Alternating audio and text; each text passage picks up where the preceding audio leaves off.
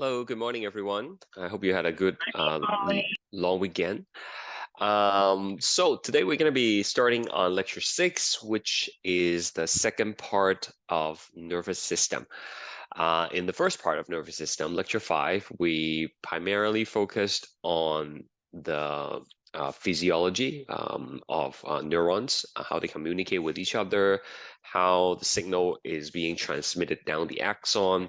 But for part 2, we will be spending more time on the anatomy, the different parts of the brain, different parts of the spinal cord, and we'll also be looking a little bit of functioning as well, in terms of, very briefly, which part of the brain is responsible for, what kind of functions. So lots of colorings today. I hope you have your study guide with you and, have some markers as well. So let's get started. The brain and the spinal cord is, of course, part of the central nervous system. Oops, I forgot my pen. Give me a second. They are part of the central nervous system, and that is where you are gonna find these special neurons called the interneurons, right? You might remember that from last class. They are the ones that receives information from sensory neurons, and they will process the information and decide the appropriate motor output. So these things are only found within the central nervous system. And the brain and the spinal cord consists of two kinds of substance, okay, if you would. One of them is the white matter, and then the other is the gray matter. I know some people spell gray with a E. It doesn't really matter. It's the same thing, okay? So white matter is primarily on the inside, the interior of the brain. Over here on the top left, you can see a frontal section of a brain. Frontal section means if you were to cut this way, right, cut this way, separate into front and back, that's called frontal section. And you can see the lighter part of the brain, which is the white matter, is concentrated on the interior. And the outside is made up of the gray matter. Okay, now there are some exceptions. Like over here, it's pretty dark, even though it's in the inner region. But generally speaking, right, gray on the outside and white on the inside. For the spinal cord is different. This is a transverse section. Transverse section. So you slice it this way. Right? And over here, this is a frontal section. Again, which means you slice it like this way, right? Okay. In the transverse section of the spinal cord, you can see the white matter is on the outside and the gray matter is on the inside. Okay, so the organization is opposite when it comes to the brain and the spinal cord. Now, what exactly is in these white and gray matter? Well, white matter is whitish, primarily because it contains axons that are myelinated. Okay. You remember last class that we drew a neuron, and I said the axon are going to have these insulation around them, right? So these insulations, they are called myelin sheath, right? And they help speed up the conduction.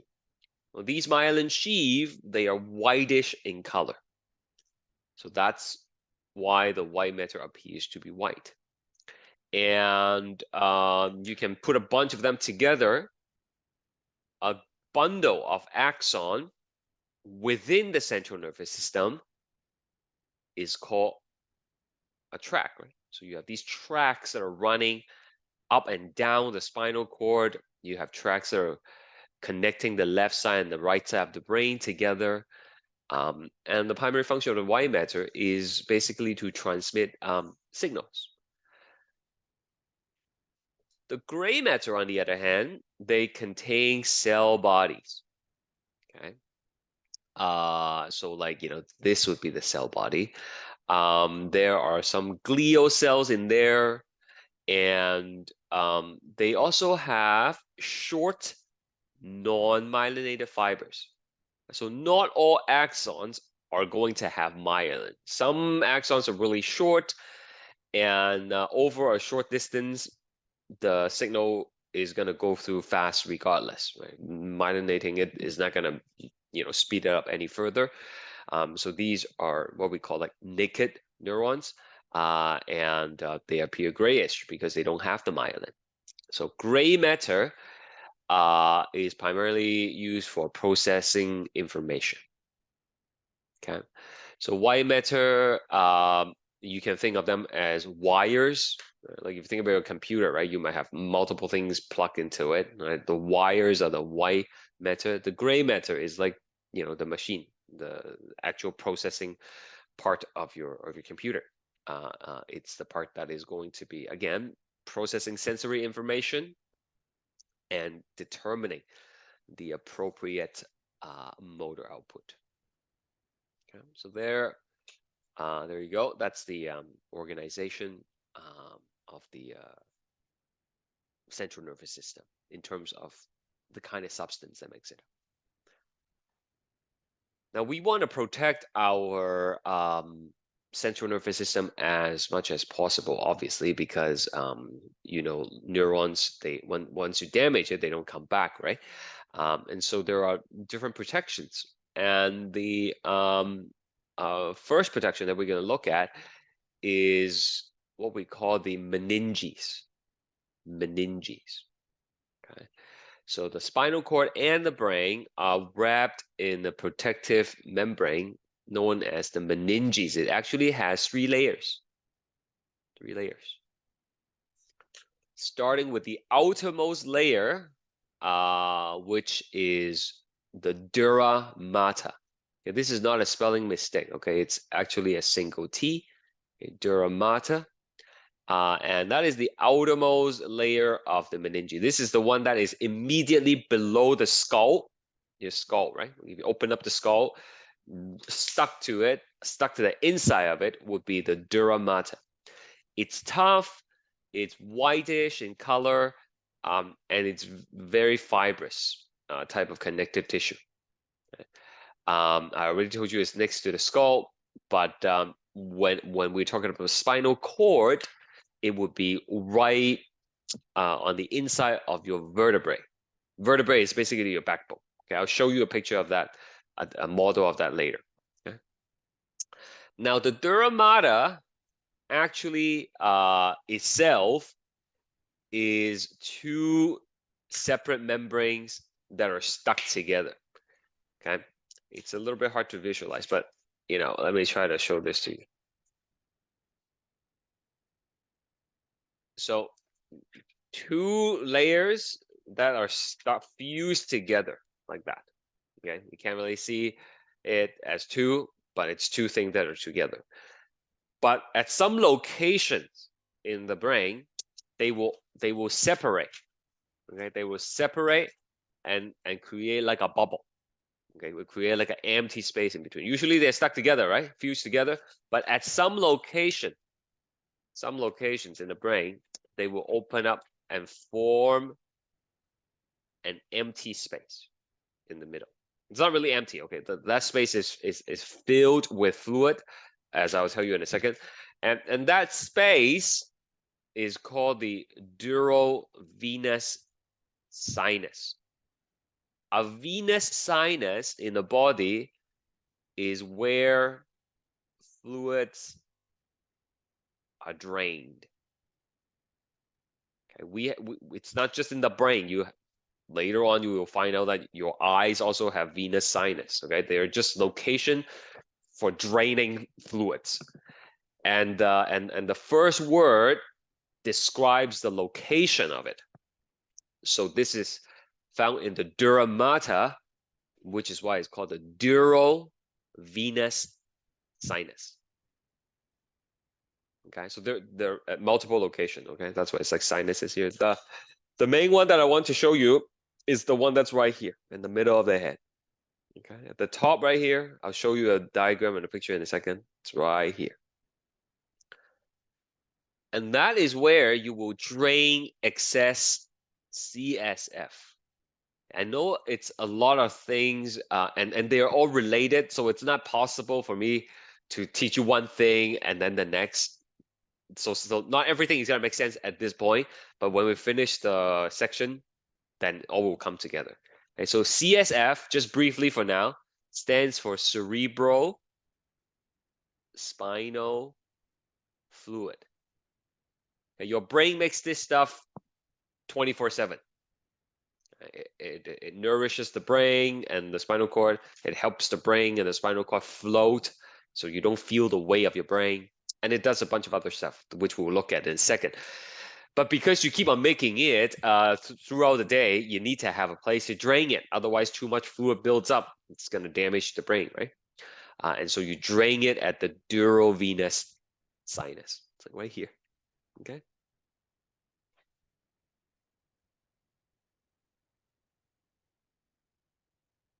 Now, beneath the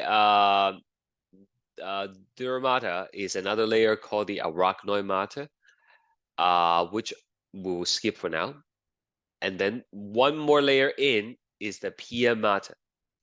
The pia mater is the deepest layer. This is the layer that is directly touching the brain or the spinal cord. Okay, it follows the contours of the brain and the spinal cord. The brain is full of bumps and grooves, right? So the pia mater is going to follow the bump and follow the groove. It's like a piece of shrink wrap that's tightly stuck to the brain. Okay. So dura mater here at the top, it will look so, much easier once I label it for you, okay? Dura mater, and then you have your pia mater that's going around, say, the brain. And then sandwiched between are these spider web looking structure. Okay, that's called the arachnoid mater. Arachnoid mater. Okay. And the space here in the arachnoid mater is the subarachnoid space that is containing the CSF. Okay, so there's, again, a lot of information, right? It helps maybe to think about a mattress. That's how I kind of visualize it. If you think about a mattress, right? There's the side that you sleep on. That's the dura mater. And then there's like the underside, okay? The underside. And then inside the mattress are like the spring coil, right? Okay. So the spring coil is like the arachnoid mater. But there are space between the spring coils, right? So all that space between the spring coils, that's like the subarachnoid space. And it's going to be filled with fluids. Okay, that's like how I imagine it. Now, this is very difficult to see. Of course, I understand. So why don't we go to this picture in your what do you call this thing? The study guide. Yeah, there's a picture here. We'll label it together, okay?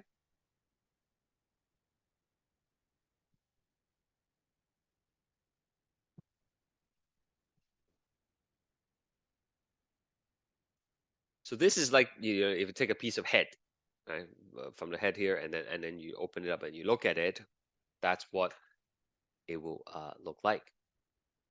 Okay, so over here, this top layer, that's just the skin. These are hair, right? In case you can't figure that out, that's the hair. And then the hair is stuck to the skin, right? Skin of the scalp. The scalp is like, you know, the head, right? And then underneath the skin, we call that the hypodermis. Don't worry too much about that, okay? Dermis is the skin. Hypo means under. Literally, it's underneath your skin.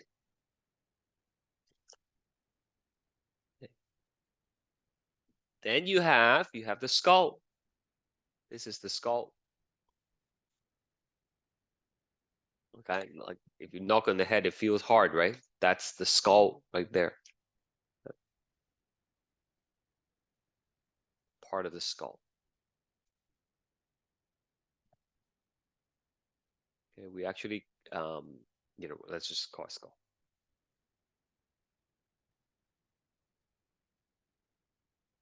All right, now this next part, see if you can follow. And lots of colorings, right? I told you that's why you need your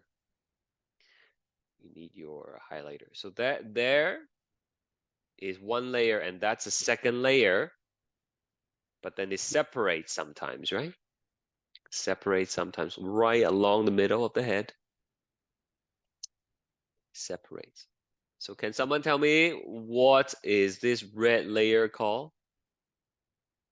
Dura mater. The dura mater is called. Okay, so it separates, right? Right there. There you go.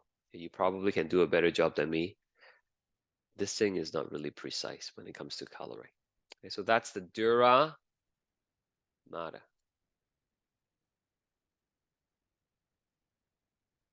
It is the most superficial layer of the meninges. You can see it's stuck to the skull, right? If it's in the spinal cord, it will be stuck to the vertebrae. And I was trying to tell you that there is an empty space that opens up, right? I was trying to show you with the paper, remember? The bubble in the middle? It's right along here. And what is the name of that empty space? When I say empty, it's not really empty, okay? It's filled with fluids, right? But what do we call that?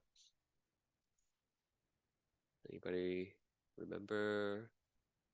Dural venous sinus. That's correct. Thanks. Thank you. Dural. Duro is just a description of where it is. It's in the dura mater. And the venous sinus, right? That's where you drain the fluid, right? So what kind of fluid are we draining here? Drains excess CSF, cerebrospinal fluid, which we will learn more about today.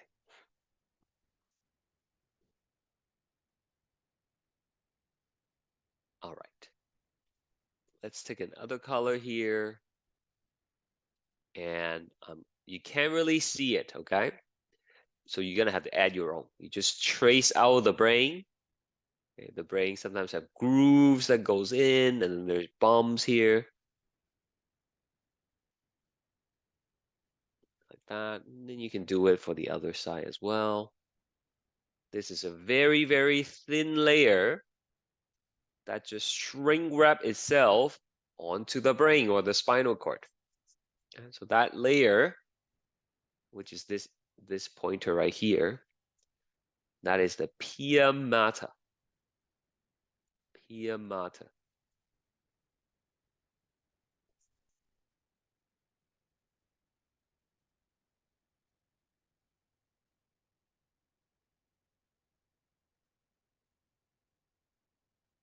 Now let's finish labeling the brain thing first. Right? You can see the next label right here.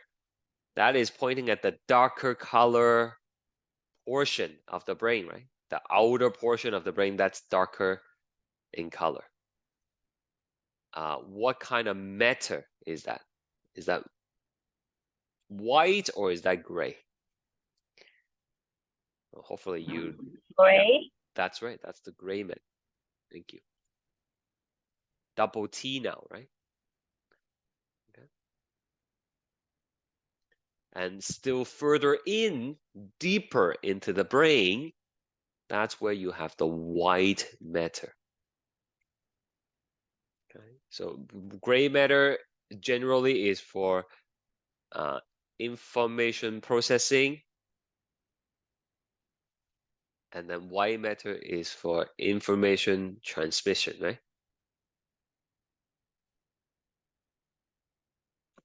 Something stuck to my screen here. It's white because of the myelin. Like the little insulation stuff, right? Okay. So this next part here we have. This is gonna make it a little bit more clear for you. Okay, right underneath the dura mater, we have the this layer right here. Is right here. Okay. I hope you have colors. So that layer, can anybody tell me what that is? What is the name of that? You know, Arachnoid matter. that's right. It's arachnoid means spider, right? So all this spider web looking stuff, that's the arachnoid. Arachnoid mater. So together, these three things, the dura, the arachnoid, and the pia mater, that makes up the meninges. Meninges. Okay.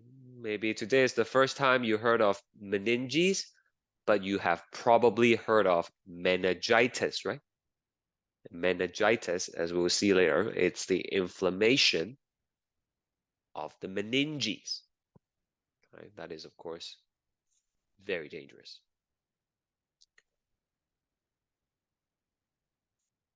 Now, in this layer, like you see all the spider web spooks, right? I don't know if my analogy is helping you, okay? But again, think of the mattress. Between the spring coil is just like empty space, right? In the case of the mattress is air, of course.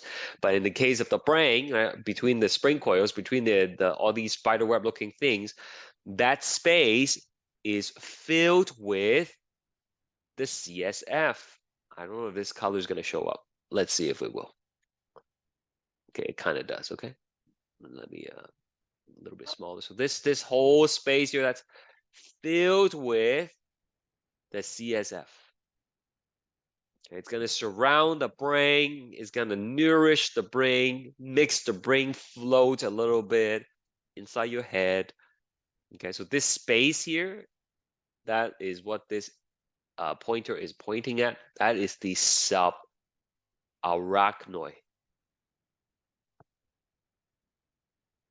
space. Okay, filled with CSF. Okay.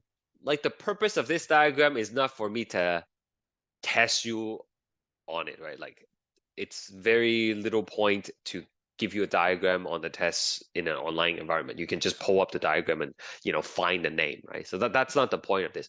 The point of this is for you to have an understanding of how the structures are organized and how they're related, so that when we talk about other things, you'll be able to hopefully visualize what's going on. Okay. So that is that. Now I'm gonna give you a link here. I'll put it in the chat box. Okay. There you go. And for those of you who are watching this online, like if you're not here, you're watching this on YouTube later on. I'll post the link on eCentennial or something later on. Okay. But here it is. Okay. Let's take a look at this. This is a 3D model of what I was telling you. Okay. So here is the skin at the top. Okay. Right here at the top, there is the skin of the scalp. And then there's the hypodermis that they don't have in this model. This is the skull. It's really thick, right? Like it's actually pretty strong. It does decent protection for your head. Okay? Never mind what the periosteum is. We'll learn that later in the bone unit. Okay, like that's just ignore it for now. And then underneath the skull, we have the dura mater. And in this case, like in this model, they did not show the two layers. But you know it's two layers. The dura mater is made up of two sheets stuck together. But every now and then, right, they would open up to form the durovenous sinus. Why? For draining the CSF. Okay, there are multiple locations where it opens up, but I only show you the one that is right here, okay, along the middle of the head. And then here we have the arachnoid layer, the arachnoid matter, pia mater right here. You see that? Pia mater follows the grooves, the arachnoid matter right here, and then all the spiderweb spooky stuff. Right, that's between the pia mater and the arachnoid matter, and it's bluish because it's filled with CSF. Okay, there's also blood vessels going through that layer. Gray matter here, and then white matter further in, right? Okay, like white matter right here, gray matter. Okay, so you can play around with this. I'm not sure if like making it 3D is better or not, but at least if you point around to it, you can learn the names and stuff like that. Okay. I think like on the side, if you open the info panel, it will tell you stuff about it as well. Okay, so dura mater is the outermost meningeal layer. It is thicker and more fibrous than the other layers. Okay. Hopefully this helps. Okay. That's it for the meninges. And again, the link is in the chat box if you need it. Let's go back to our PowerPoint here. That is essentially what we just labeled, and that is from this part of the head. Okay, just like zooming in from there. This, of course, is a coronal section, separating in the front and back, and we're looking at it from the back. Okay.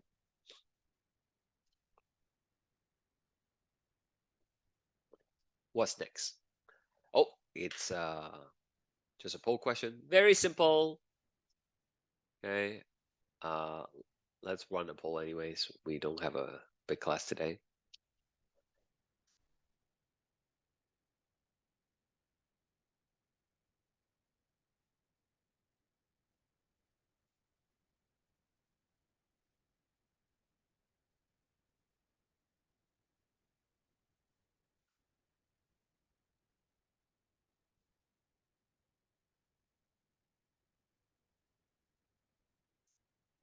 Okay. Not much enthusiasm here. I only have 4 response, but that's okay. That is the pia mater.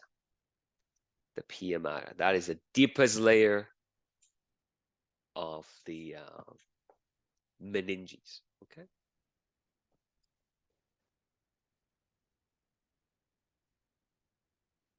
Next one. The durovenous sinus is found. Okay, I'm not gonna do the polls. We're just gonna, figure this out together. So as I try to tell you the whole morning, the dura mater is 2 layers stuck together, but they open up to form the durovenous sinus. So the correct answer is that they are between 2 layers of dura mater. That's what this is. Okay.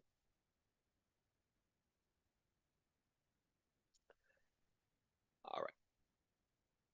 In case I've lost you, we are talking about the different types of protection for the central nervous system. Okay, so obviously we have the bones that protects it. The skull protects the brain. The backbone protects the spinal cord. Beneath the bones, we have the meninges, the 3 layers that offers some kind of protections for them as well. And in the subarachnoid space of the meninges, it's filled with CSF, cerebral spinal fluid. So I'll tell you what they do, and I'll tell you where they came from, and then I will draw it out for you, okay? And do some coloring as well. The first time you hear me explain it, it's going to be confusing with a lot of new terms and stuff like that. But like I said, with the flow chart, with the labeling, hopefully it will all come together at the end. Okay? So these CSF, the cerebral spinal fluid, is formed by a type of glial cells. Now, I want to remind you what glial cells are. We first learned this in lecture 5. In fact, it was the first slide. Okay? Nervous tissue is made up of neurons as well as glial cells, right? The glial cells protects the neuron. Which one do we have more of? Do we have more neurons or do we have more glial cells in the nervous system? Does anybody remember? Neuron. Actually, it's the other way around, but good try. Okay, that we have 1:9 ratio, right? Okay, you have a lot more glial cells to support the neurons. Okay, an example of a function of the glial cell is that they form the myelin. Right? Remember we learned about the Schwann cells. Right? Maybe you remember, maybe you don't, but that's okay. The glial cells have many different types and they have many different functions, but they all come down to protecting, supporting, and nourishing the actual neurons. Okay, so back to this slide. The cerebrospinal fluid, the CSF, is created by a type of glial cells called ependymal cells. Ependymal cells. Okay, so where do we find them? We find them in a structure called the choroid plexus. And this choroid plexus is basically like a spongy type of structure that contains blood vessels. That's what vascular tissue means. It contains blood vessels, lots of blood vessels. And it is found in all of the cerebral ventricles. Okay. So just like the heart has ventricles, right? They're like chambers, right? Cerebral ventricles, there are 4 chambers in the brain. So a lot of terms here. It might not make any sense right now, but I will label it with you. Okay.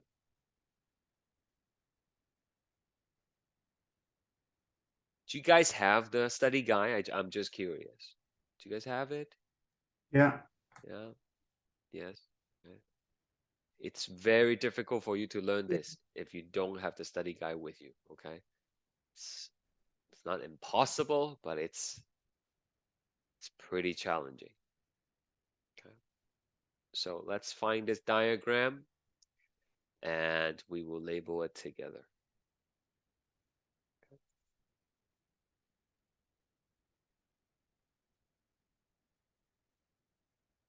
So here we have a brain, mid-sagittal cut. Okay, mid-sagittal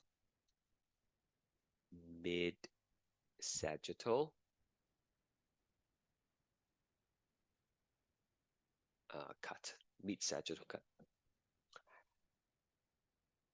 Now people have trouble identifying the front and the back of the brain. So let's see if you guys know. Okay. Which side is the front? Is the left side here the front or the right side the front? Which one is the front? The left. The left side is the front, that's right. Anterior. Right, this is posterior. And how do you know? Was it a guess or you know? Everything, it's like the heart, right? Everything's on the opposite side. Oh, I see what you mean. That's Okay. how I figured it out. Okay. We want to look for this little thing here in any brain diagram, okay? This is it's called the cerebellum, which we'll learn later. Okay, but like it's like a small, it's a smaller brain on the big brain. That's essentially what it is. this little mushroom cloud, okay, that is always at the back. Okay, so you find that, then you know it's the back. Okay, and we are looking at the okay, so like just to be clear, right? We're cutting the brain like this, and we're looking at it from the side. Okay, like if you're standing like right there and you're looking at my brain cut this way. Do you understand that? Okay, this is not the front of the brain, it's the side of the brain. Okay, so there are a lot of stuff on this diagram. Okay, let's start with things that we already know so that it makes you feel a little bit more comfortable, I hope. Okay, so over here, I'm going to color that. Okay, and you can go all the way around. Okay, but I'm not going to do that. Okay, it's going to take forever. And then it opens up, right? It opens up like that. Right? And then you can go all the way around. You get the point, right? I hope you get the point. More importantly though, what is that? What are the red lines that I have here? Anybody? I will keep going while I wait. Dura mater. That's right. That is the dura mater. It's the outermost layer, right? And you have two layers that are normally stuck together. That is the dura mater. Right? Keep going here. Okay, I end up doing the whole thing. It's just a little bit of OCD of me. There we go. Okay. There. So C over here, that's pointing at the space between the two dura mater, right? And I hope you know by now that is the duro-venous sinus. Right? And again, this is where you drain excess CSF. Drain excess CSF.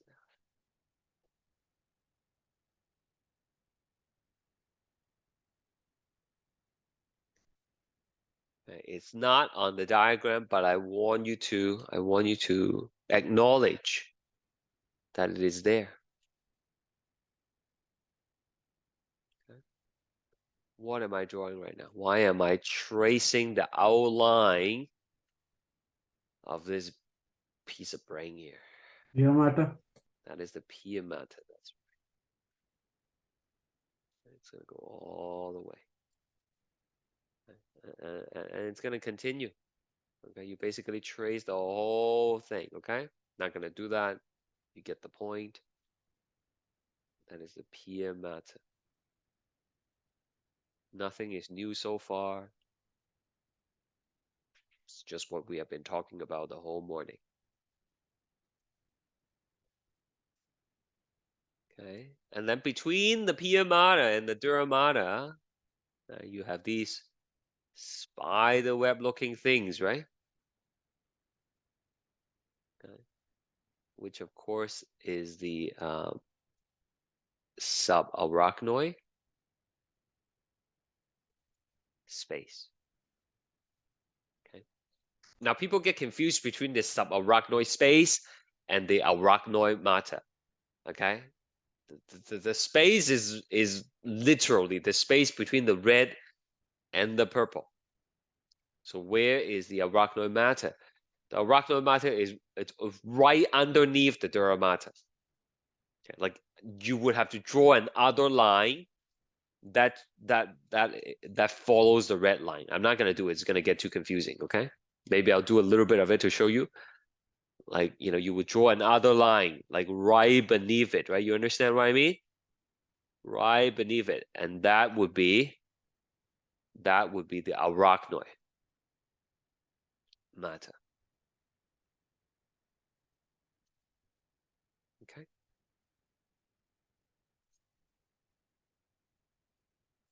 So in case you're still a little bit confused, look, dura mater, two of them.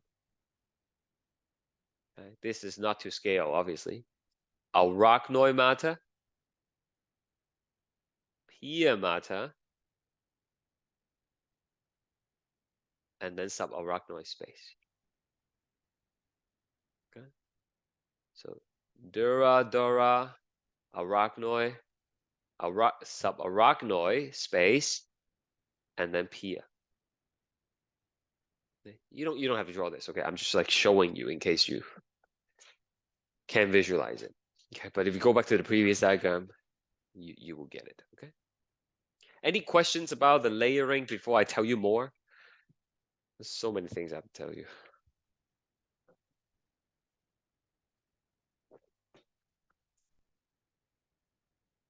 Is there like a big test in the afternoon or something? Is that why people are not here? I'm just curious. Yeah, Yeah. we have the math. Last test. test today. Yes. Oh, okay. I understand. Well, thank you for coming. I appreciate it. Okay. More things to label over here. Now, these little mushroom looking things, there's a lot of mushroom looking things here, but there's one right here. Okay. There's another one here. So these things, these are the choroid plexus. Choroid plexus. Okay. Now you probably might have forgotten already, but the choroid plexus, these are the things, the spongy looking things that contains the ependymal cells for making CSF. Okay. More on that later. Let me go back to the thing here. So that's the choroid plexus. I'll write it for you. Okay. It is vascular tissue. Vascular means it has a lot of blood vessels. Vascular tissue that contains ependymal cells. Okay. Ependymal cells.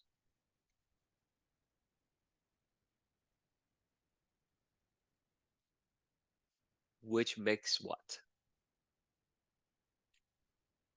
CSF. CSF. That's right. Cerebrospinal fluid.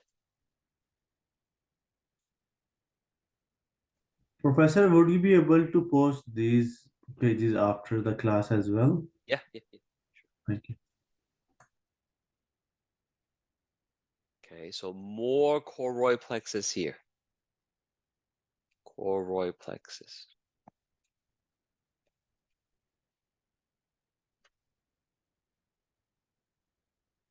Okay.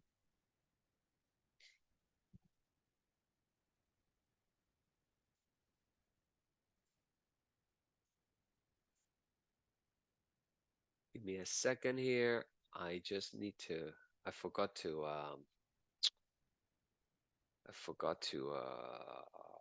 find a 3D model to show you, but it's loading right now. Okay. So I was telling you that the brain has chambers, right? Okay, has chambers, and these are the chambers.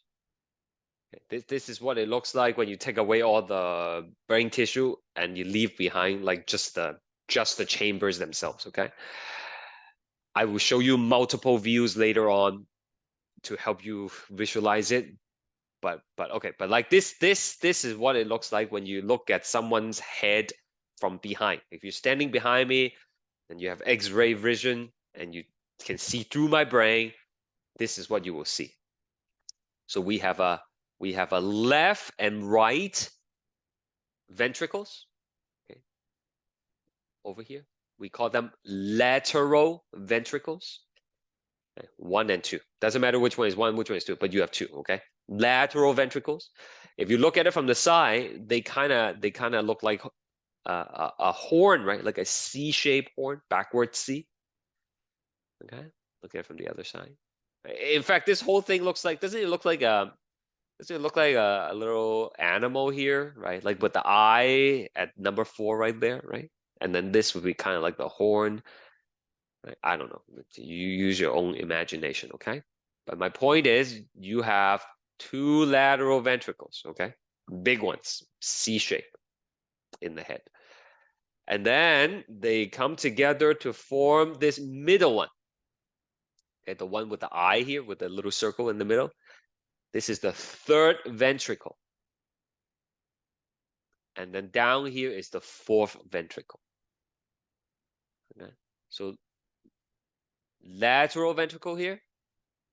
Okay, lateral ventricle. 3rd ventricle here. Okay, right here. And then the 4th ventricle down here. Okay, and they're connected. Yeah, to go from the 3rd to the 4th, you have to go through this little duct, which I'll tell you about later. To go from to go from the lateral ventricle, let me zoom in here and show you. There's a little connection here. Okay, remember these are empty space, empty chambers. Okay, let me try to screenshot this and help you understand.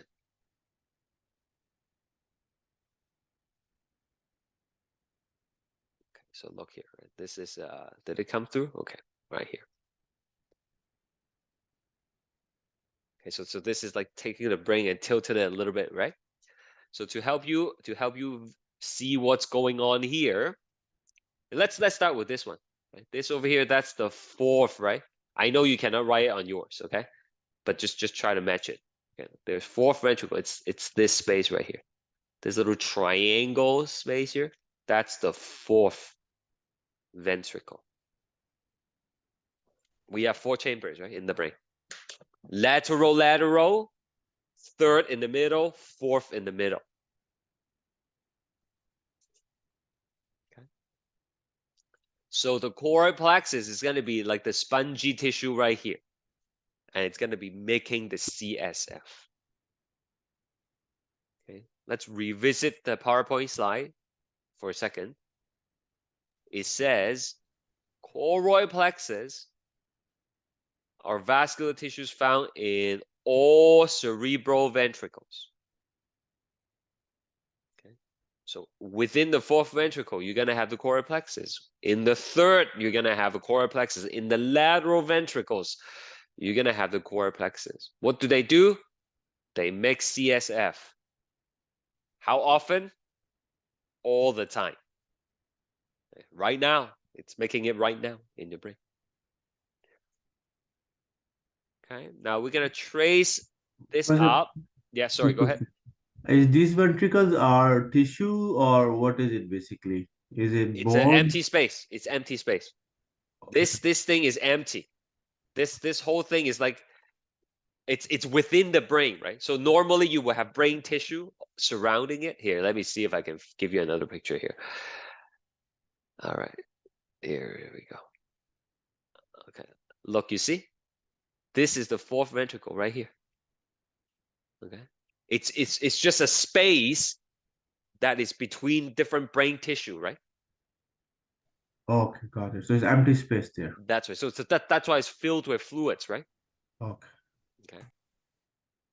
So like if you take away that, look guys, if I take all these things away, you see you leave behind an empty space, right? That's the 4th ventricle. Okay, thank you. Yeah.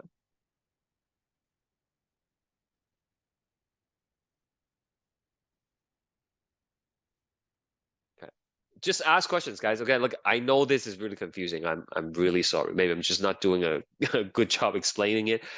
But the brain is like one of the hardest thing you have to learn in anatomy. Okay. I didn't do very well in the brain section in university. Anyway, so this right here, there's a duct. There is a duct. That's like this duct, right? You see in the 3D model, that's like that duct. And that duct has a name, is called the cerebral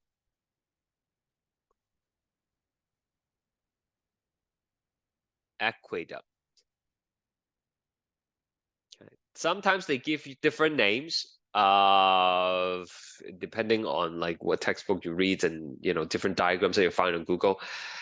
There is another name that is named after the person who discovered it, I suppose, but it's like much harder name. Okay, so that's what we're gonna say. Stick with the cerebral aqueduct. Okay, anybody remember this one here? Which chamber is that? Just use common sense. Okay, this is the fourth. So like this head-looking thing here. What do you think that is? Third chamber. Yeah, that is the third, right? So that is like around right here. Okay, that is the third ventricle. And so the cerebral aqueduct connects the third and the fourth, right?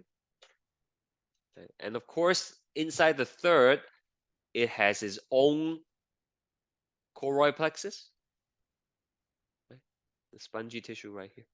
So you're gonna have its own choroid plexus right here. The fourth is gonna have its own. It's gonna fill up each of the chambers and move on to the next.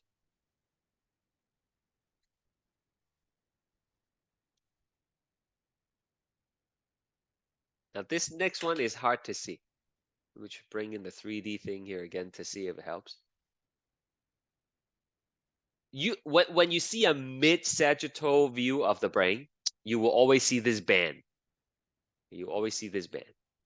That band is called the corpus callosum. We'll talk about that later. And underneath the corpus callosum, you will see this. We don't need that. Okay, you will see another structure. So this here is the lateral ventricle. However, if you go back to this other diagram, there's so many diagrams, right? The lateral ventricle is really big, right? It's the C shape that I was telling you about, right? But because of all the brain tissue, it's kind of blocking it. That's why we are only able to see a little bit of it. Okay, so this is a gap, right? Like if you stick your hand into that gap, you will be able to feel, oh, it actually goes all the way around to form the C shape. Let me see if I can isolate it. There you go. You see that? It's actually open up in the whole space, right? But it's within the lobe of the brain. This is the right half of the brain. Okay, so let me take that away for you again. Isolate, you see? It's actually go within the brain. Right? But on a diagram like this, we are only able to see a little bit of it, which is right here. Okay?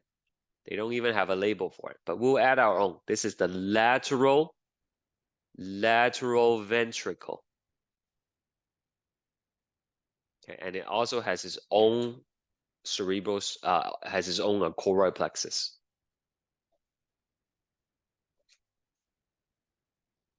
Remember, the lateral ventricle, you don't have to draw this, but it opens up, right? Forms the C with a little bit of a tail there. It's behind the screen. All right? So how does the fluid go from the lateral ventricle to the third ventricle? Well, there is another hole. Okay, another hole. It's like number 1 here, right? That's another hole there. And you can barely see it on this diagram, but it's there. Okay, there's a little connection here. And that is the interventricular.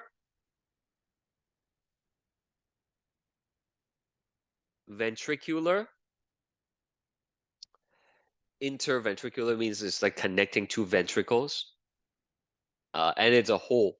The proper name for a hole in the brain or anywhere in the body, actually, it's a foramen. Foramen. F-O and then ramen. Foramen. Interventricular foramen.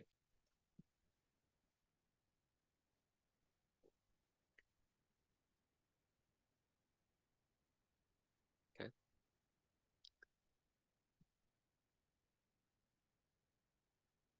Now I'm gonna come back to this diagram in a bit. Okay. I'll be right back. Okay, you copy whatever you need to, and then I'm gonna show you another note in a bit.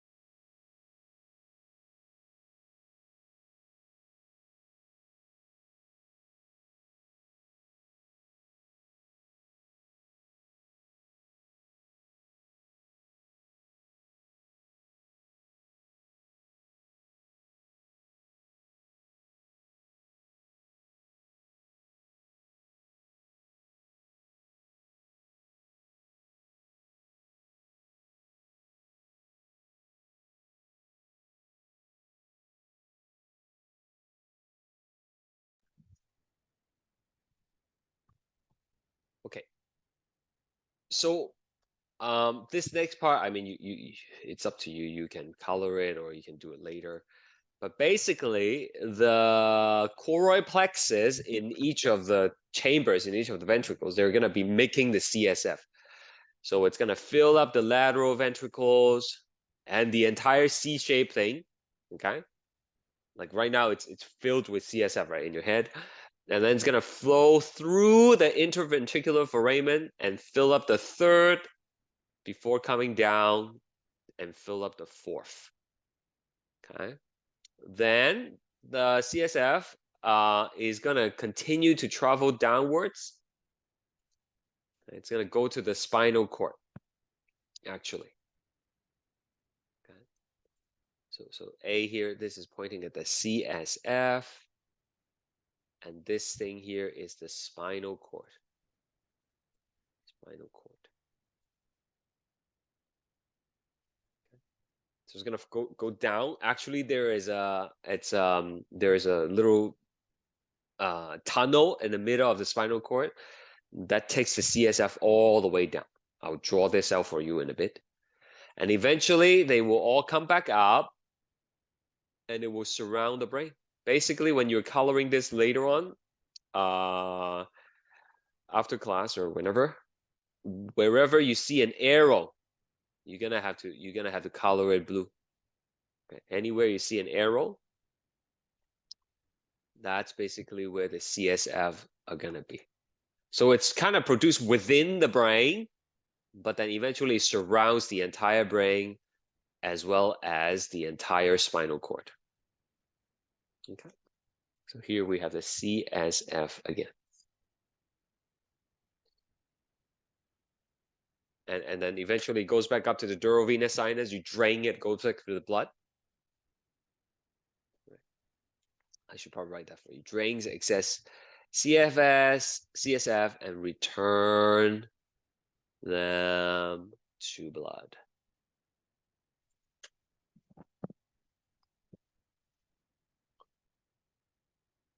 So any questions so far about any of this?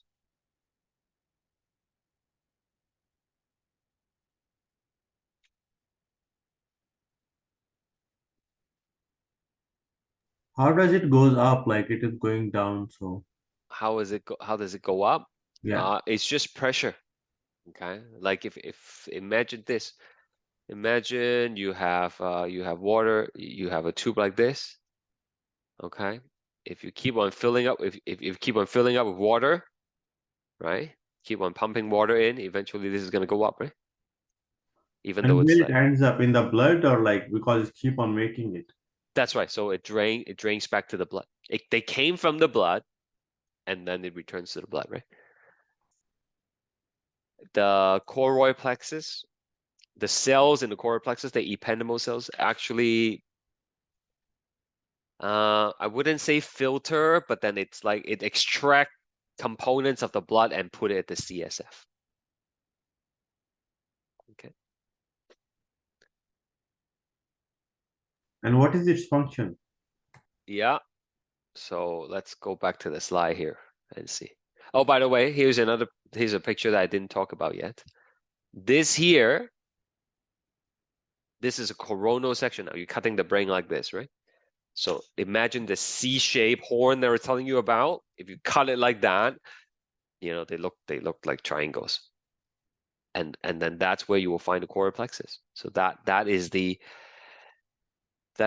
lateral ventricle. Okay, both of them. And they each have their own choroid plexus. Okay. So what does it do? Why do we make it all day long? Well, they fill up the brain ventricle as well as the central canal of the spinal cord. So that's like a little tube that runs down the center of the spinal cord. Show you that later. They also fill up the subarachnoid space, right?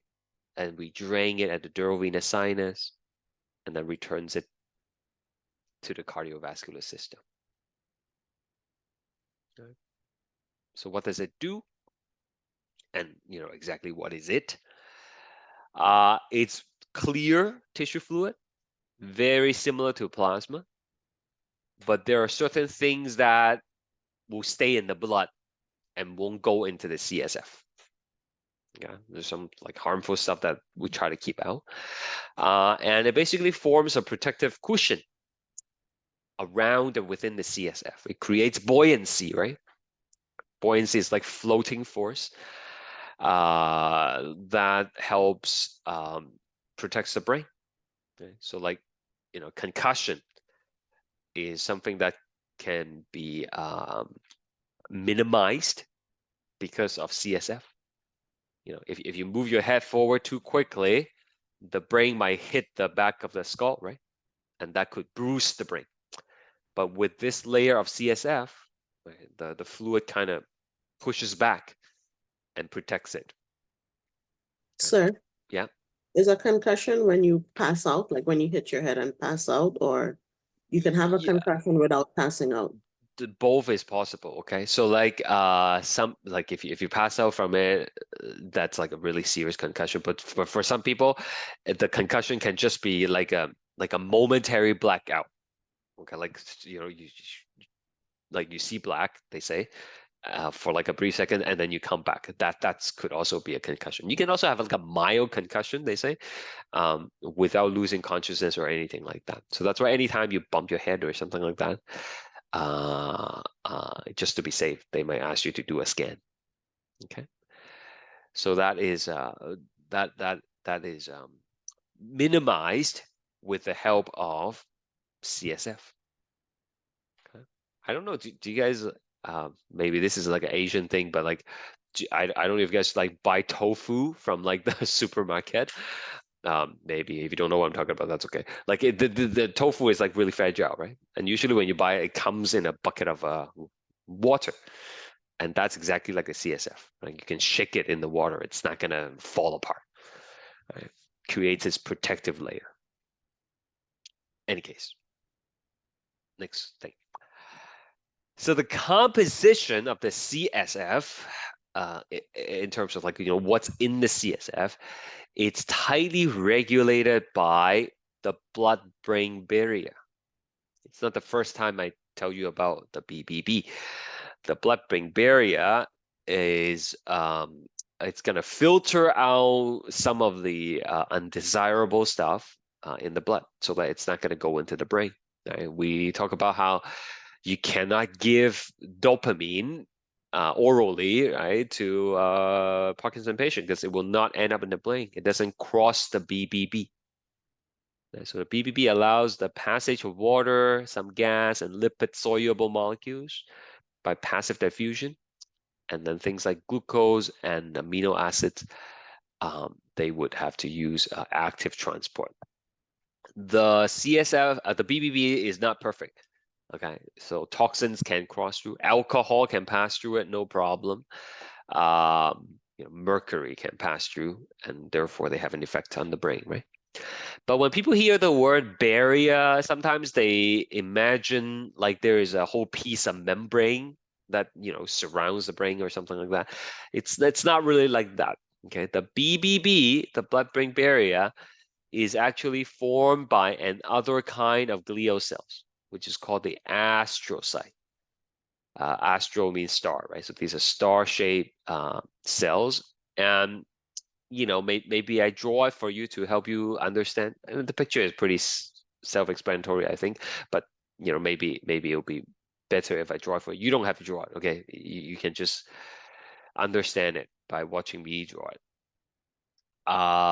So we have a blood vessel here. Okay, and then let's say we have the neuron here, okay? Maybe like the axon of a neuron or something. This is blood vessel. Again, you don't have to draw it. Oh no, where did my pens go? Oh, this is terrible. Oh, there it is. I thought I lost them forever. This is the blood. Okay, if there is no barrier, then the thing would just goes in, without any kind of regulation, right? But with the astrocyte here, the astrocyte is gonna have these little extension and a little suction cup at the end. Okay, and then it's gonna put the suction cups on both the blood and the neuron, and then you might have another one here. Okay, and eventually, if you have enough of these cells, you're basically gonna kind of seal up the entire blood vessels, right? As well as the neurons. So the things that are in the blood will not be able to come out and affect the central nervous system unless the astrocyte allows it, because it must pass through the little suction cups of the astrocytes, right? And so over time, not over time, but if you consider the whole thing as a whole, then the whole blood vessel is surrounded by these little projections, these little suction cups. So in order for the material to come out from the blood vessels, it have to go through this, and then you have to go through it again in order to affect the neuron. Okay, so this whole thing that surrounds it, that's called the BBB, the blood-brain barrier. It's like a microscopic barrier, not like a physical thing that you can, take out. All right. So CSF is formed by, I hope you know, it is the ependymal cells. Okay, so this one, just to summarize, forms BBB, blood-brain barrier, forms CSF. These one, they form myelin. Okay, Schwann cells is for the PNS, and oligodendrocytes for the CNS.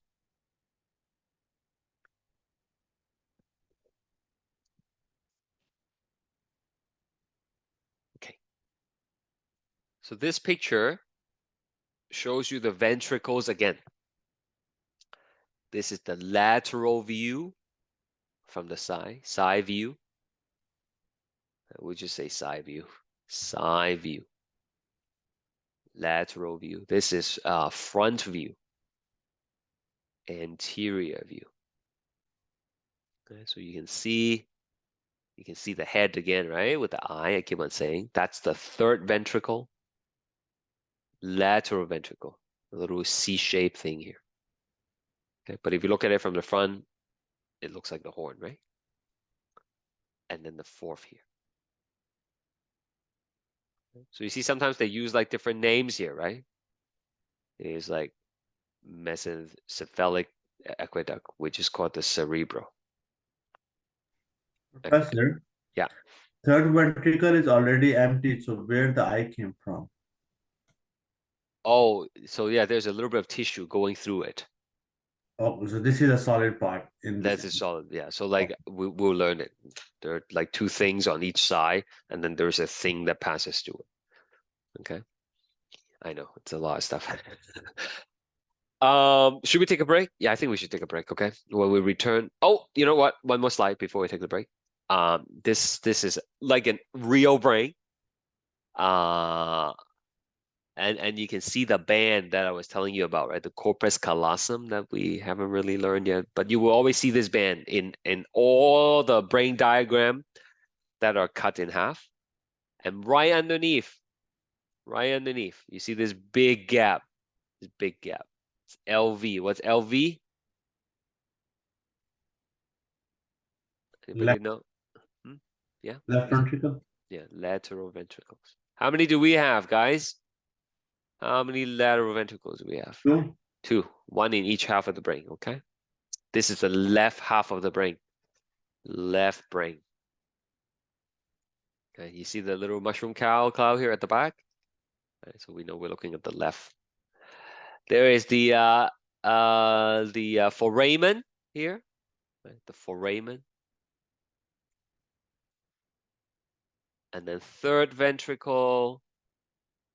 Fourth ventricle is a little triangle right here.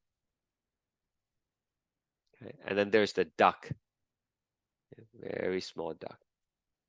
Again, they use different acronyms because they're going with a difficult name.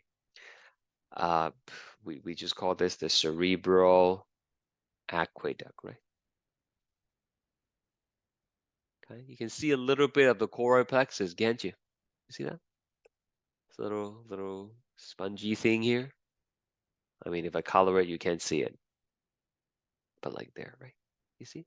That's where the CSF comes from. And each of the chamber has its own. Okay. All right, I'll leave you with this picture.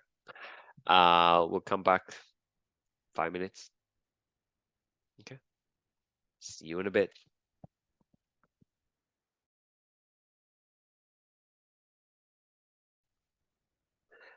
Okay, so let's go back to our study guide. Lots of things to fill in the study guide over here. And what I'm looking for, there's a chart here, right here. Okay, should be the second page. Yeah, second page of the study guide. Use a flow chart, show the flow of CSF. Okay, so hopefully this is going to put everything together for you. We make a lot of CSF, right? I told you continuously make it. So about 600 to 700 milliliters per day. That's quite a bit. And so start at the lateral ventricle. I mean, it doesn't really start there, okay? Because they all make it. But you know, there's the lateral ventricle times 2. And then it's gonna go to the third ventricle. It's the one in the middle, the one that, you know, with the eye. But now we know there's like brain tissue going through it. And from the third, it goes to the fourth, right?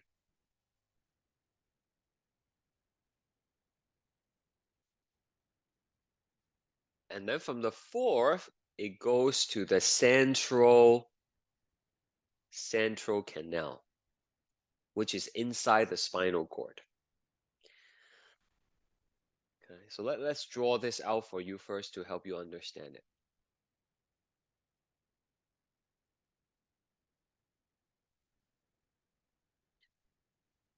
Okay, so like this is the little groove in the middle of the brain. Here's the brain right here.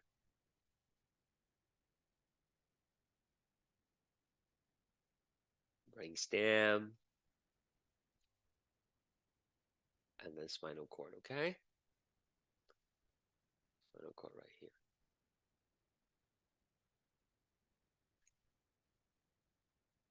Now you just have to believe me, I suppose. The spinal cord actually becomes a ponytail at the bottom, literally. Okay. The name there at the end is called cauda equina, which literally means ponytail, like the tail of a pony, of a horse. Okay. Now in the middle, like if I'll show you the spinal cord later, okay? But like if I take a slice of this, a slice of the spinal cord, in the middle there is a hole. That hole is the central canal. Okay, my favorite prop of the course, right? My tissue paper roll. This is the section of the spinal cord. You have a hole in the middle. That's the central canal. It's much smaller though. Okay, much smaller than you know the ratio that I show with the tissue paper, but you know that's what it is. Okay, so this is just like a little groove, deep groove that divides the left brain and the half brain and the right brain. Okay.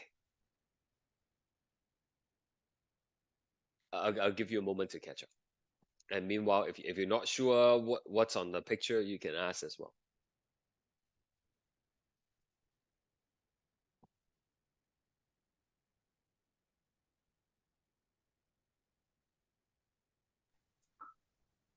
So the left brain and the right brain, like both has the same ventricles, or what is it? Okay, yeah, that's what I'm gonna do next. So this is the lateral ventricles, right? Okay, so LV, LV. So each half has its own lateral ventricle. But the third is in the middle, right? And the fourth is also in the middle. Okay. So this is third and fourth. Third and fourth is right down the midline. Lateral ventricles is, as the name implies, lateral to the midline. And each half of the brain has it. Okay. So it goes like this. Just watch first. You're gonna make the CSF. They each have their own choroid plexus. Okay. Once you make them, though, it's gonna flow. Right? Lateral to the third, third to the fourth, right? And the structure that you go through to go from the lateral to the third, that's the interventricular foramen. A foramen is a hole in the body. You can have foramen in bones as well. Okay, so this is a hole that connects, that's what inter means, connects the ventricles, the lateral to the third. Okay. And then there's this duct, right? Look, there is a duct that connects third to fourth. And that is the cerebral aqueduct.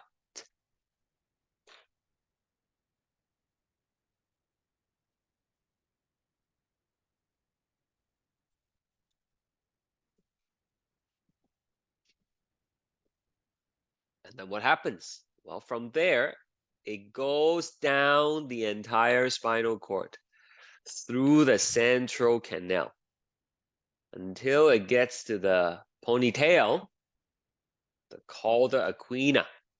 Then it comes out. Okay? And then it goes into the subarachnoid space. This is, of course, like a simplification, right? Okay, it's going to keep going.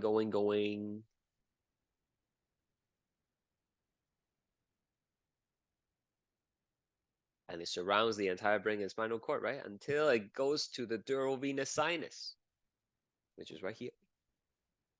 And it gets drained, right?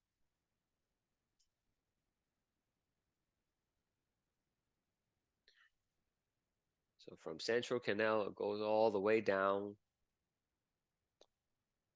And then it goes to the subarachnoid. Subarachnoid space. And eventually it will go back to the durovenous sinus.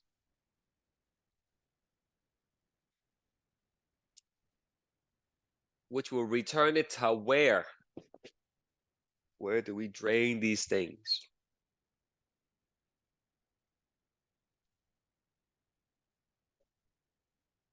Sinus. Yeah, but where does it take the CSF? Where do we drain it? To the sinus. To the blood.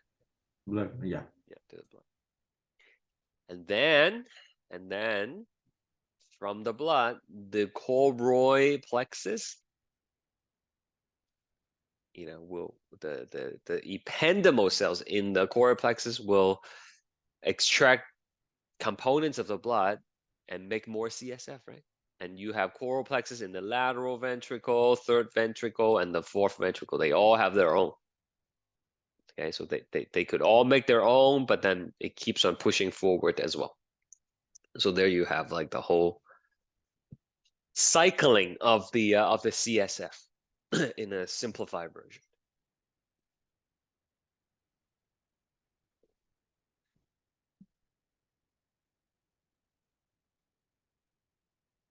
Any questions before I go on?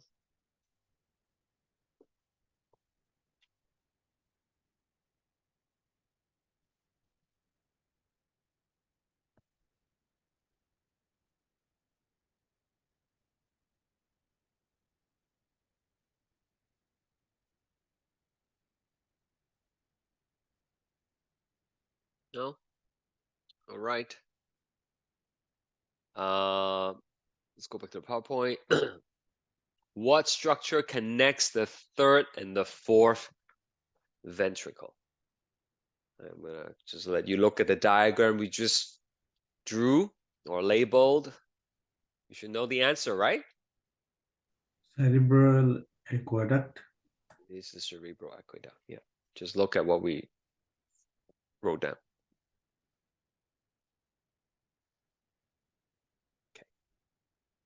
It's difficult to remember the names, Professor. No, I know. Trust me, I know. Yeah. The strategy I use is I just keep on writing them out. Okay. Like this diagram, for example, like I would just sit down, like I said before, with a blank piece of paper and just recall as much information as I can. Repetition. It's particularly hard, like for people, it's hard enough as it is, but then me, I'm not native English speaker. This was very hard when I learned it as well. So like I had to write it out many times. How to spell it right, like how to pronounce it right. You can Google them, believe it or not.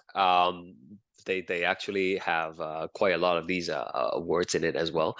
But the website with the 3D models, if you click on it, there is a little pronunciation button as well.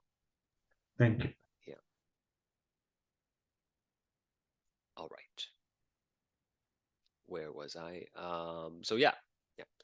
What happens if you interrupt the flow of CSF, right? So what happens if there is maybe like a little blockade?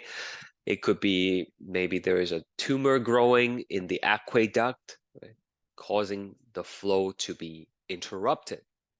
Right? Then there's nowhere to drain them, and it creates a condition called hydrocephalus. Hydrocephalus. Okay. So this could happen in kids, it could happen in adults, and in infants, the ventricles can become enlarged because of the buildup of the CSF. So on this MRI scan here, you can see there's normal ventricles, and then over here is enlarged ventricles. Basically, the fluid is pushing, it's compressing the brain tissue. It's like expanding in the middle and damaging the brain tissue. And depends which part of the brain is being compressed. The symptoms are going to be a little bit different. Okay, and I don't know if you know this, but the skull, like for adults, the skull it's already hardened. Right? But for babies, their skull is still very soft. That's why you have like the soft spot at the top, right? And with if hydrocephalus is happening in an infant, in a baby, the pressure it's pressing out, and then the head actually gets big, right? So you might hear babies who are born with like a really big head. That it's probably caused by hydrocephalus. So to treat hydrocephalus, they need to drain the excess fluid. In adults, sometimes they can install what's called a shunt. Okay, a shunt is like a detour path to drain the excess fluid. Usually you could drain it into a pouch, I think, which is outside of the body, or you could drain it into the abdominal cavity where there are other pathways to reabsorb these fluids. Okay, but hydrocephalus, it's the condition that you get when you have too much CSF and you're not draining it. The other thing that we talk about is the meninges, and inflammation of the meninges is called meningitis. Meningitis. It could be caused by bacteria, or it could be caused by virus. It's also possible to be caused by fungus, which is very rare. There are vaccines for bacterial meningitis. The government pays for the standard one, which protects you against, I think, 2 strains that are causing the meningitis. But then there are additional strains that are not covered by OHIP. So like if you want to protect your kids, you might have to pay extra to get the full vaccination against the meningitis. Kids teenage, I guess, right, who are in high school or college students, they are at a higher risk of getting meningitis because of lifestyle primarily. Symptoms include things like headache, fever, and a stiff neck. And if left untreated, it could lead to paralysis, coma, and even death. So you can diagnose it through X-ray, CT scan, and from the scan, if they see something fishy, something weird, they might suggest you do a spinal tap. Okay, a spinal tap involves they do a little bit of freezing on the lower back here, like a numbing agent a little bit, and then they insert a needle into the spinal cord, the basically between the backbone. Okay, you have 5 bones at the bottom, like at the lower back. They call L1 to L5. Okay, we'll learn that later. And they insert it, between L3 and L4 usually, and they take out a little bit of cerebrospinal fluid, and then they culture it, right, to see if bacteria grows or not. Okay, so that will identify the cause of the meningitis. If it's bacterial, then they're gonna have to give you antibiotics, right? If it's viral, then other treatments are needed. Antibiotics are no good for viruses, right? So you might wonder, hey, isn't this like dangerous? Like when you're poking a needle into it, isn't that gonna damage your spinal cord? Well, remember, your spinal cord, when it gets to the bottom at the lower back, they become ponytail, right? So like we put a needle in there, you're not going to go through your spinal cord. It's like trying to poke through your hair. The needle is not going to go through your hair, right? Because your hair moves out of the way, right? And that's what happens at the spinal cord area right there. Okay, the needle is not going to damage the spinal cord. So mothers here in the class, right? You probably have heard of epidural, right? When you give birth, that is also given in a similar manner. Right? They deliver the drug through the spinal tap here, right? And it goes directly into the CSF, and the CSF helps distribute it, and you don't feel the pain as much from the labor.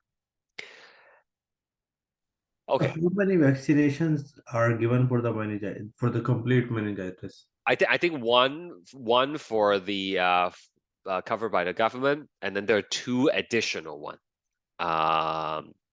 One of them is called Bexero, I think. It covers two additional strain, and then I forgot what the other one's called, but they were like $70 a shot. My first kid got the extra ones, and the symptoms were very severe for her, like the side effects. So we decided not to do it for the second kid. But you know, everybody's different. Okay, so that's the epidural that I was talking about, right? You see the horsetail here, the Calder equina, the ponytail. You insert the needle, it's just gonna get out of the way. It's not without complication though. Okay, there are potential dangerous side effects. But I remember for like for my wife, right, for the first pregnancy, when she wanted to do it without the medication at the first child. She was just gonna, you know, being mothers, you don't want you have this idea that, if you have medication, maybe it's gonna, be negative for the baby, right? So she tried to endure it, but she had a difficult first labor, I think. 12 hours in, she was in a lot of pain, and she wanted to do the epidural. And I remember the person who came in to set up the tap, because you got to put a needle in, right? And you got to tape it for the drugs to continuously go in.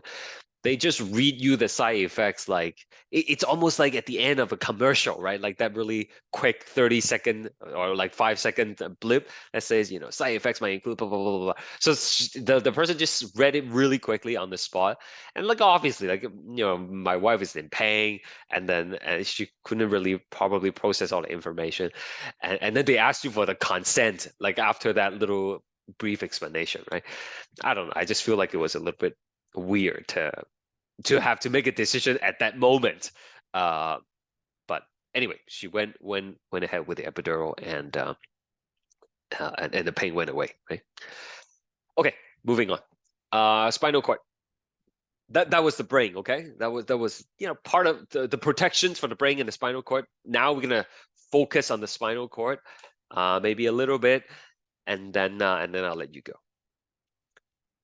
Okay, so this is the spinal cord here, right? It's a transverse section of the spinal cord. And like I try to tell you, the spinal cord is white matter on the outside, on the periphery, and gray matter on the inside. Now, it's not pink and red in its natural color, okay? It is stained here, right? To highlight certain features. Now, if you look at a section of the spinal cord, do you see a butterfly in the middle? Right? Like there's a butterfly shape, right? Yeah. And the butterfly is upside down. I hope you can also kind of visualize that. So the top of the butterfly is the front of the body. This is the front of the body, and this is the back of the body. Okay? That's how you can orient a slice of spinal cord. I'll show you the 3D model here, and I'll post a link for anyone who wants to play around with this. Okay, so this is the backbone. This is a chunk of a backbone. You have a bunch of these stack up together to form the whole backbone, right? If you move your finger up and down the neck and all the way down, right, and the middle of the body, you feel little knobs, right, as your finger go down. This part here, this little ridge, that's what you're feeling. Okay, so this is the back of the backbone, and this is the front of the backbone, and in the middle there is a little space, and your spinal cord is nicely tucked in there. Okay. So you see a membrane here, that is the meninges, right? The dura mater here. And you can see the upside down butterfly again. That's the gray matter. And you see the nerves that are coming out. Okay? 31 pairs of spinal nerve, right? You might remember that from last class. Okay, so I'm just gonna take one more note with you, and then I'm gonna let you go. I know you guys have you told me you have the math test, right? So let's just draw one more diagram. And then I'll let you go. Okay, so here is also in the study guide, this is a transverse section of the spinal cord. Okay, transverse section. And you see the butterfly here in the middle. So let's just, we can color it a little bit.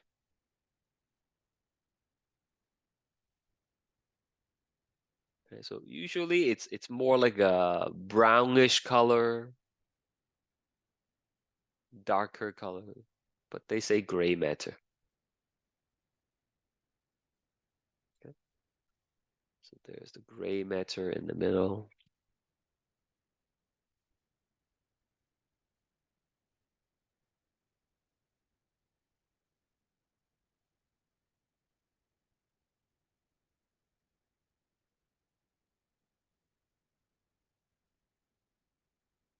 Gray matter is for information processing, right? And we have the white matter. It's opposite in the brain, where it's white inside, gray outside. But this is white outside and gray inside. Okay, I want you to add a hole here in the middle. What is that hole?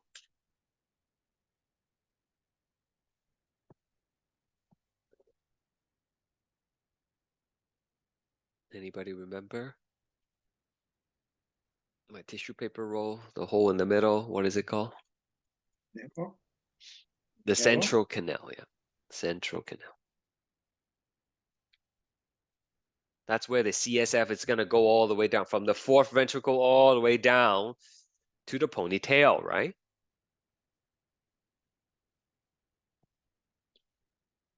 Okay, so remember, this is the front. This is the front. We actually call it the ventral side. Okay, front.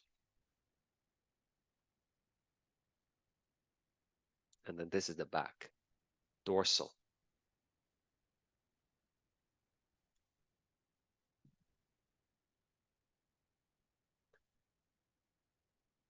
Okay, this next part is old information. You learned this already,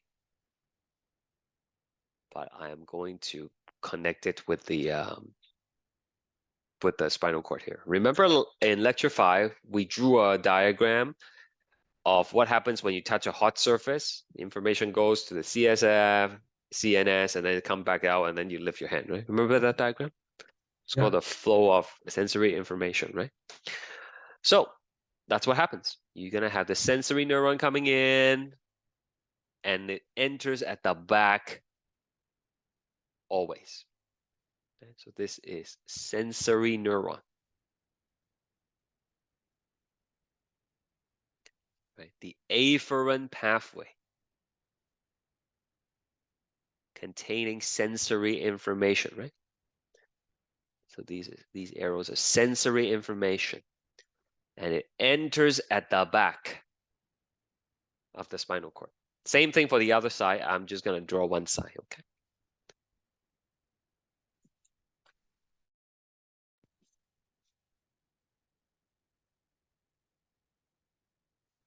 Now inside the gray matter, we're gonna have this green little looking fellow. That is the interneuron. Okay, I don't have space to put everything here, but you know, from last time, the interneuron, it's only found in the CNS, brain and spinal cord, right? And their job is to process the sensory information and decide what to do with it. Once you have decided what to do, you send the information back at the front through the motor neuron, and this actually come together with the sensory neuron. Okay. So this is the efferent pathway. And it's not sensory neuron, but rather it is motor neuron. It's going to go back to the hand, right? To remove the hand from the hot surface. But the afferent pathway and the efferent pathway, the sensory and the motor neurons, they are actually bundled together. They are bundled together. And that forms the spinal nerve. Okay, 1 second. Take a look at here. This nerve that's coming out, the spinal nerve here. Okay, it's like a cable. You open up the cable, you will see two kinds of lines. Okay, the sensory going in and the motor coming out. It's like the telephone, right? If you open up the telephone line, there is the incoming and the outgoing line, right? But all bundled together in the same cord. So that's what this is. Okay, so it's gonna go in. You see all ventral is the front, right? Delete the bone here. You see all these things that are opening up, all these little lines. We would delete the dermata as well, right? These little rootlets, they say. That's basically going in, sensory information going in. Oh, sorry, at the back, going in at the back, right here, going in at the back. And then on the other side, these are all the motor that are coming out. Okay, like this is the diagram that I'm trying to show you. You see? Follow my mouse, right? Sensory information comes in, we just got burned, we got burned. And then interneuron say, okay, we got burned, let's remove the hand, and then send the signal back out. Move the hand, move the hand, move the hand. And it goes back to the hand, and then you move the hand. Okay? So this is, for the most part, it's old stuff, right? Not like old, but like, it's things that we've learned before. And then what happens is, as this is happening, as this loop is happening, the signal actually split and it's going to go up. It's going to go up. Okay, and then somewhere along the way, it's going to cross the middle and then go to the other side before continuing to go up to the brain. Okay, we're going to add more details to this diagram later. Okay. So this takes it to the brain. I'll tell you where exactly to the brain next time. So just put to brain here for now, and we'll write more about it. So this here is called the ascending tract. Remember, tract is just a bundle of axon, right? Bundle of axons. So it carries the sensory information. It's going to cross the middle, go to the other side. You might have heard this before, right? The right brain controls the left half of the body and vice versa. Okay? This is true for, most of the cases. Okay, so your brain is going to decide what to do with it. Your spinal cord already decide for you to remove the hand. And then your brain has to decide if there's like extra things, if there are extra things that needs to be done. Okay, like maybe you need to run it underwater. Maybe you need to put some ointment on. Maybe you need to blow on it to cool it down. So your brain's going to do all that, higher level processing for you. Also have interneurons. And then it's going to send the signal back down. It's going to cross the midline again somewhere. But then it's going to be coming down at the front. Okay, it's going to be coming down at the front. So this one is called the descending tract. Descending tract.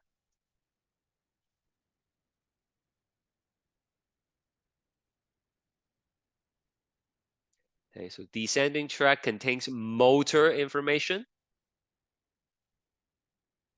And ascending tract is sensory. Right, so it's organized in a way that sensory information goes up at the back, and then motor information comes down at the front of the spinal cord. For the most part. Okay. Of course, there are exceptions, right? And on the side, it's kind of like a mixed lane, okay? There's some going up, some coming down. But in terms of just front and back, sensory information goes up at the back, motor information comes down at the front. So if you damage the back of the spinal cord, you might lose sensation, feelings. You can still, move your hands, but you might not feel those parts of the body.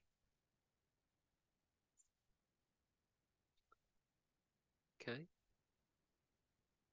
So I think that's where we're gonna stop for today. Any last minute questions before I let you go?